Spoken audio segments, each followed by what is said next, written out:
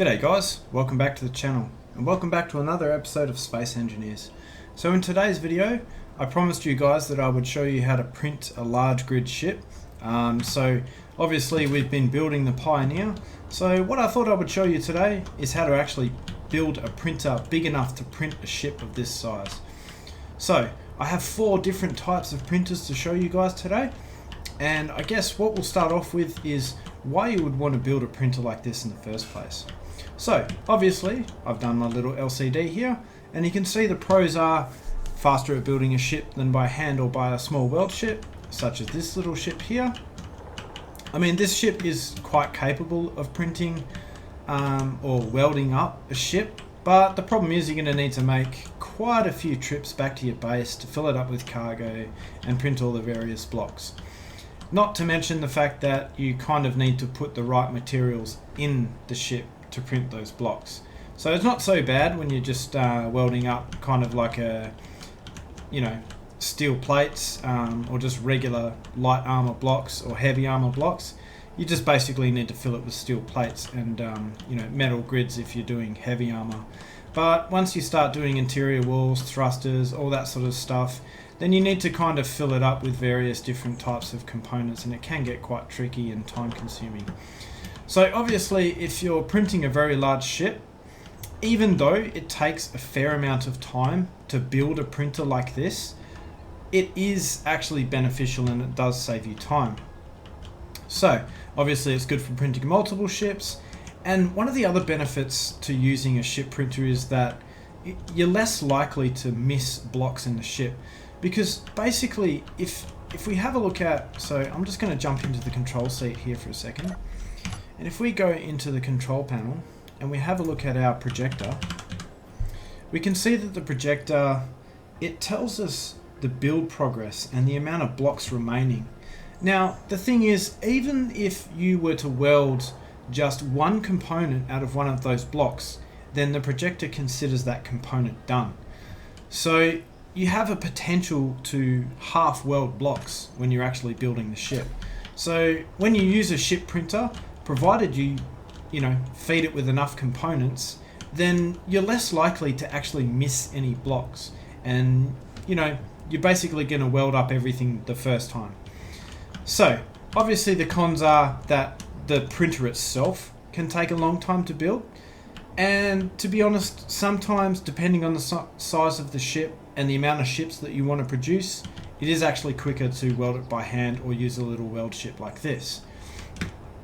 And obviously it's only really good for large ships. So if we had something around the size of the Pilgrim, then you could probably get away with using something like this. And in case you're wondering what the Pilgrim is, I'll just bring that up for you. So obviously that's the Pilgrim there, and you can see it's a decent sized ship, but it's not huge at the same time either. So yeah, for a ship like that you may or may not want to use a printer. So let's just get rid of that out of the game. Okay, so now we're going to take a look at the very first printer. Now this is basically one of the most basic printers you can produce, and this is what I like to call a weld ball, or the traditional printer. Now obviously the pros with this is it's very easy to build, it's very fast to print a ship, and it has a low space requirement. And what I mean by that is that the vertical height of the printer is quite small. And the disadvantage of a printer like this is that the PCU cost can be massive. So as you can see, this printer as it is right now has a PCU of 28,850. I will admit about 7,000 of that is for this floor. So if you already have a floor, then you can kind of take that away from that number. And let's just go have a look at the printer itself. So if we have a look at the front of this printer, you may notice that some of these blocks aren't actually welders, right? And you can see I'm getting attacked by these welders. So some of these blocks aren't actually welders. So you don't actually need to have this entire thing as all welders. You can put conveyors in here like this to try and save PCU. And you don't really need to worry about claim too much. I mean, some people have said that, you might experience claying, but I've used a printer like this in survival mode, and I've really had no issues. So, that's one way you can kind of reduce the PCU. But if we go have a look at this, you can see that if we were to use an entire wall of welders, then the PCU would be 48,250. So it's like another 20,000 PCU. So if we have a look at this piston setup, I'll just show you this for a second. So obviously we have kind of a tower coming up, we have our cargo container feeding this pipe, and all of our components come through this pipe, come through these pistons, and then end up at that weld wall. Now basically to build this piston comes out, I have another conveyor looped around, which then connects to another piston, which then goes to another conveyor, loops back around, connects to another piston, and so on and so forth. And in this particular printer I have about 15 pistons, and you can see that these last couple of pistons are fully retracted, and that's because I don't really need that much length to print this particular ship, but you may need it to print other ships. So it's always good to put in more pistons than what you need, and each piston will get you 10 meters. So if you know that each one of these blocks is worth 2.5 meters, then you basically just count out the blocks that your ship is, and you can kind of determine the length from that. So what I'm going to do is I'm going to jump into the control panel, and I'm going to show you how these pistons are set up. So if we hit the K menu and we have a look at all of our pistons, you can see that I have set the maximum distance to 10 meters and the minimum distance to 10 meters, and I have reversed them. So basically what that means, let's just jump out of this control seat and have a look up here. So if I set the piston speed to a negative value, then it wants to move this way. But the reason why it isn't moving is because I have set the minimum distance to 10 meters, which means that it won't move back. So, and there's a reason why I've done that. So if we go in here and we have a look at our control panel, you can see on the hotbar I've got my welders, I've got my projector, and then I've got these pistons here. So basically these pistons are set to decrease the minimum distance. Now you remember before that I said each block was 2.5 meters wide. So we'll just place another block down here again. Each block is 2.5 meters wide.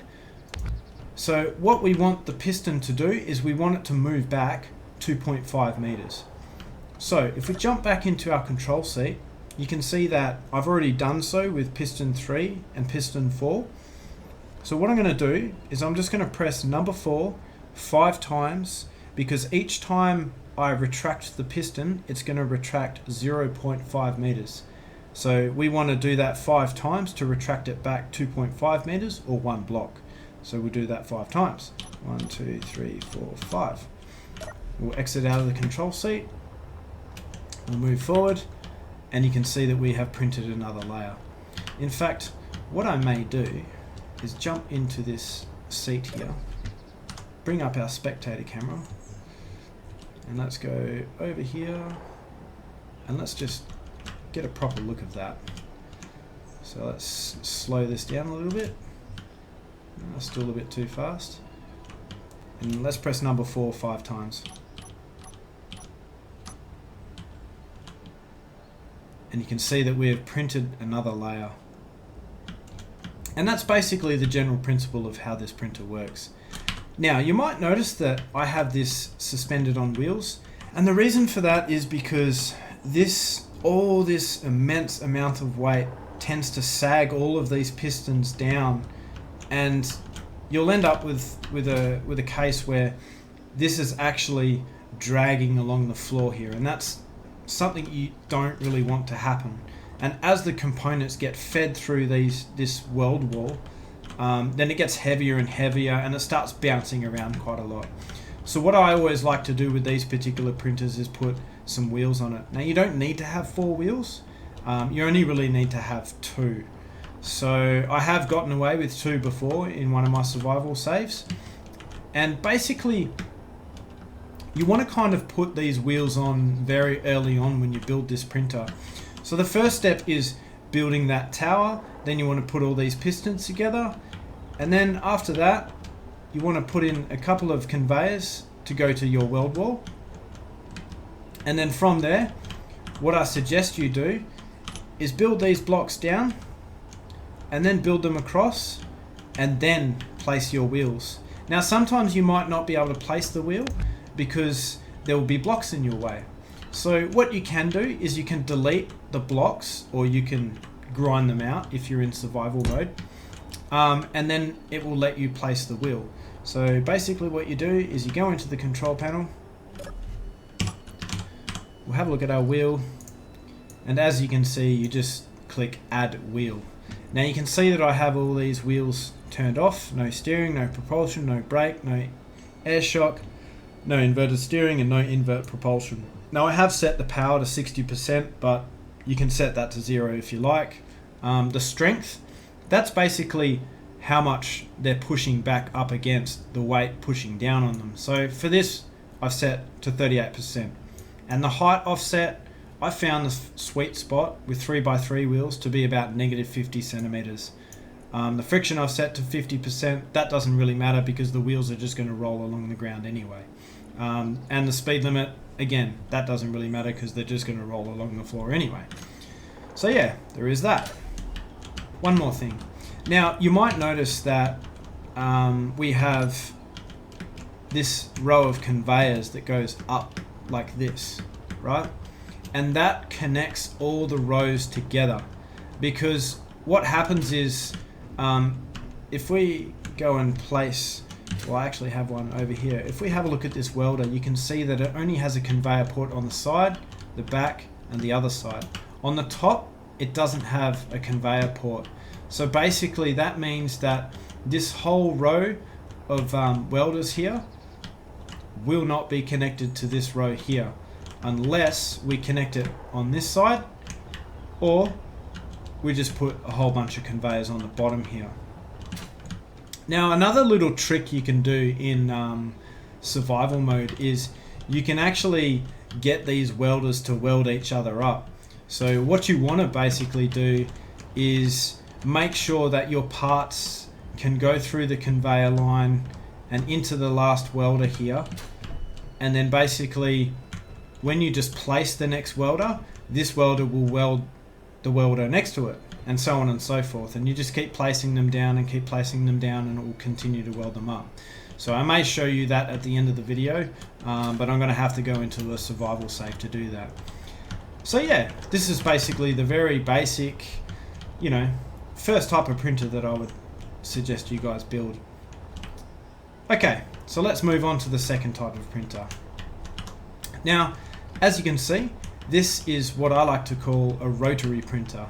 And I guess a lot of people have seen printers like this before, probably in Last Stand Gamers, a couple of his server tours and that. There's a couple of rotary printers there. So basically the whole premise of a rotary printer is it's designed to be efficient. So basically these pistons are all set up exactly the same as that printer over there, but the only difference is that they're connected to this kind of like, I don't really know what you would call this, but basically like this little thing that I've set up here. So obviously we have our conveyors go across there, they go up, and then they connect to this advanced rotor here. And then that is then connected to a whole row of welders, and they go in both directions. Now the good thing about having the rotary printer go in both directions is that it's kind of constantly balanced. So you don't really need to worry too much about, sort of falling over and all that sort of stuff. One thing you do kind of want to do though, when you're setting this up, is you want to go into the settings of this particular rotor here, and you want to turn the rotor lock on so that you can then place all these welders on. And I recommend, you put a couple on this side, put a couple on that side, and then continue on until you have the amount of rotors you need. Now, you might be wondering, what are these blocks doing here? Now, these blocks basically are here to stop things from being welded where you don't want them to be. So if we don't have these blocks here welded right, then what will happen is, let me just go back in here and let's turn the projector on. So let's turn that on.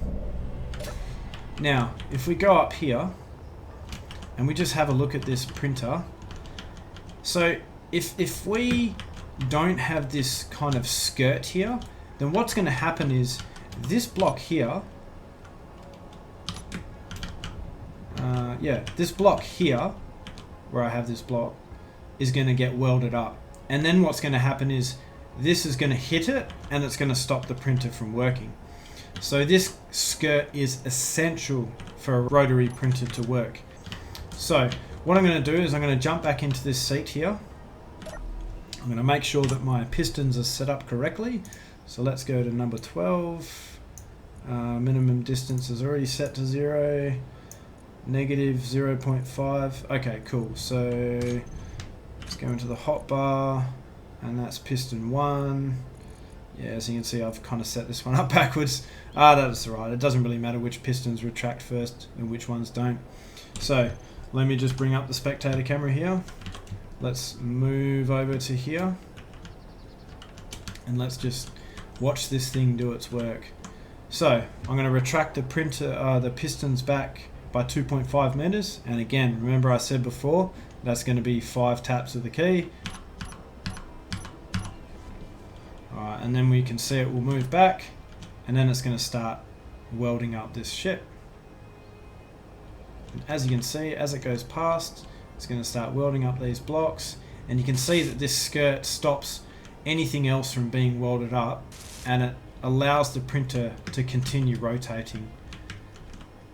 Now obviously, as you can see, one of the main disadvantages of a printer like this is that it's quite slow. But let's go have a look at the LCD, and let's just have a look at its PCU. So you can see that the PCU of this printer is, you know, a fraction of that of the other printer over there. In fact, it's actually 1/3. So obviously the pros: easy to build, low PCU usage. The cons are that it's bulky, and as you can see, this printer is massive. So you need a lot of room for this printer. And yeah, so it kind of makes it a bit of a target for lightning and NPCs and, you know, other enemies if you're on a server and all that sort of stuff. And obviously the other con is that it's slow. But if you have limited PCU, or your PC is a potato or something like that, then yeah, this is probably the printer for you. Now, this brings me on to another type of printer. And as you can see here, I have all of these pistons spiraled up. So let's just go back into here, and let's reverse this. So this is kind of like what I like to call a gantry printer. And as you can see, we have this kind of frame that's suspended off the ground, and you can see that there's like this another frame that goes along here that's connected to the end of those pistons, and that's then got some wheels on it that are suspended along this railing. And then we have some vertical printers. So basically the entire idea of this printer is it's kind of similar to the rotary printer, but what we're doing is we're printing the ship in layers. So we're going to print a layer like this, and then we're going to move it up, and then we're going to print another layer like that, and then we're going to move it up again, and then we're going to print another layer like that. Now obviously this is a little bit more hands-off, this printer. You know, I mean, obviously all these printers can be set up with timer blocks, but I just haven't done that in this particular scenario because I thought it was, you know, more relevant to show you guys the printers themselves rather than how to set up timer blocks and all that sort of jazz. And to be perfectly honest with you, I'm not really that good at setting up timer blocks anyway. So obviously you can see that the PCU is slightly less than the rotary printer. So yeah, that's quite nice. And yeah, and as I said before, the floor itself actually takes up about 7,000 blocks, you know, so that's about 7,000 PCU. So realistically, the PCU of this particular printer is quite low. It's only a couple of thousand. So if you already have a big floor, then, you know, this printer is, you know, quite efficient. But obviously the cons are that it's bulky, it's hard to build, and it's slow. In fact, I don't know if it is as slow as the Rotary printer. I haven't really raced them yet, to be honest. Now, one thing I should mention is that I'm going to upload this weld so that you guys can get a first-hand look at all of these printers, and you can check them all out for yourself. Alright, so let me just demonstrate how this particular printer works. So I'm going to turn my welders, well, first I'm going to turn the projector on. Let's jump out of our seat and make sure that all these pistons are fully extended. And yes, they are. And you can see, very similar to the way that I've set up the Rotary printer, we also have the skirt. And that is, again, to prevent blocks, you know, from being welded up there and stopping the printer from moving backwards. So let's just jump back into our control seat here. Let's reverse these pistons. Let's turn our welders on. We'll jump into the spectator camera, and then we'll just have a look at this thing go. So as you can see, it moves backwards, and what I've done is I've set all of these to move at a speed of 0.01 meters per second. And we can see it will get to this point here, and then it will start welding up the blocks.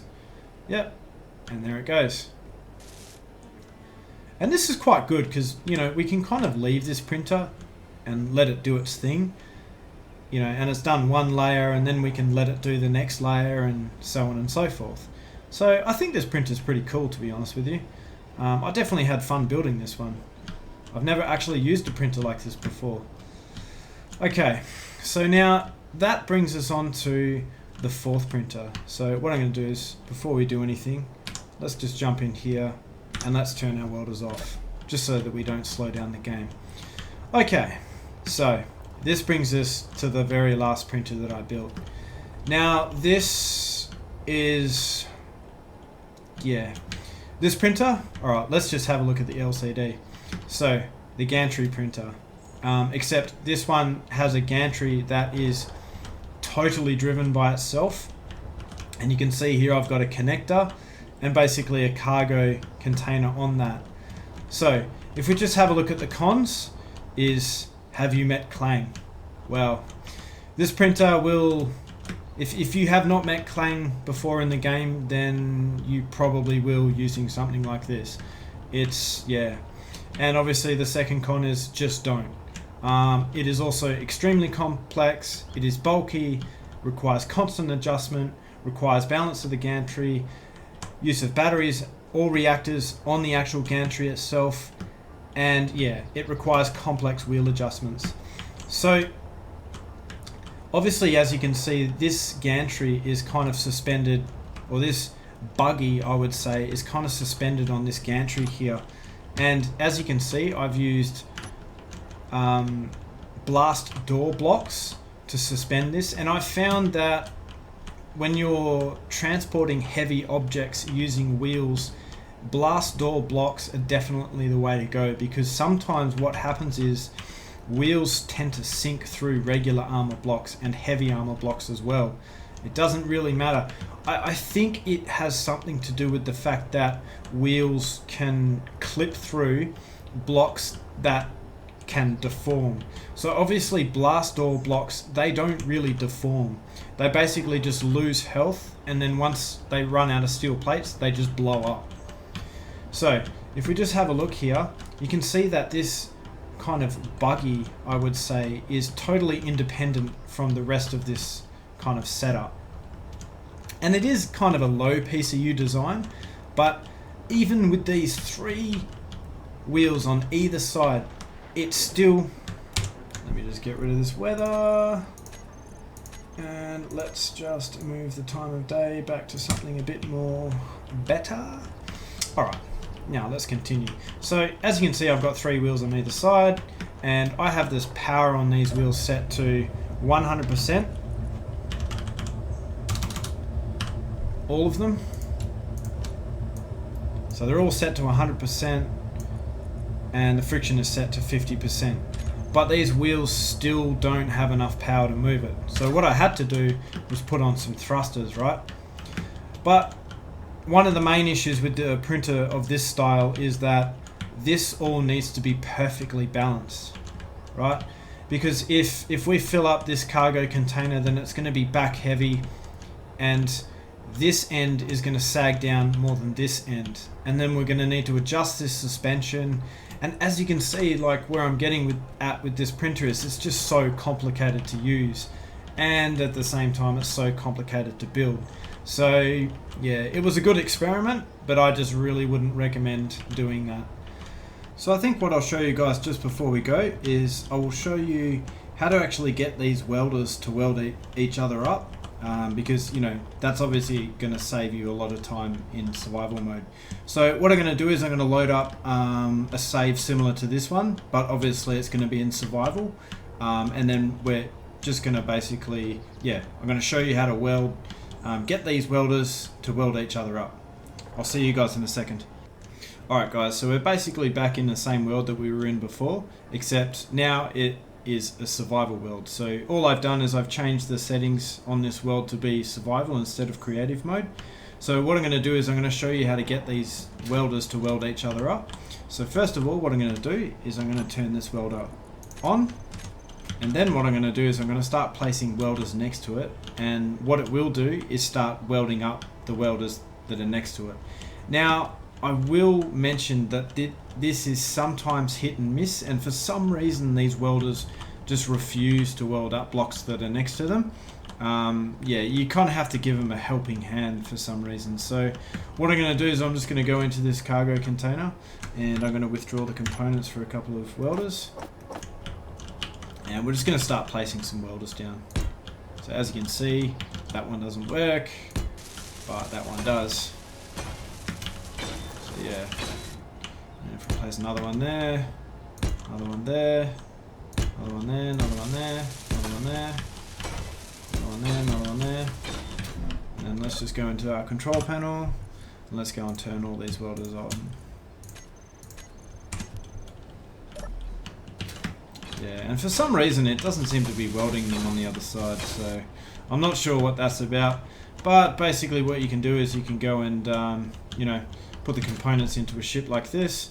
So let's go ahead and withdraw a couple more of them.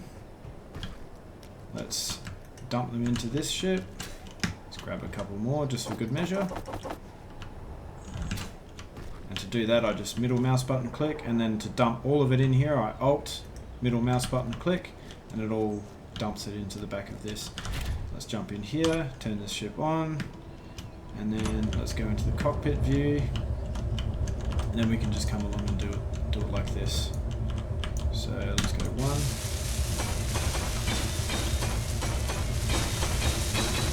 Yeah, and as you can see, you can just weld it up like that.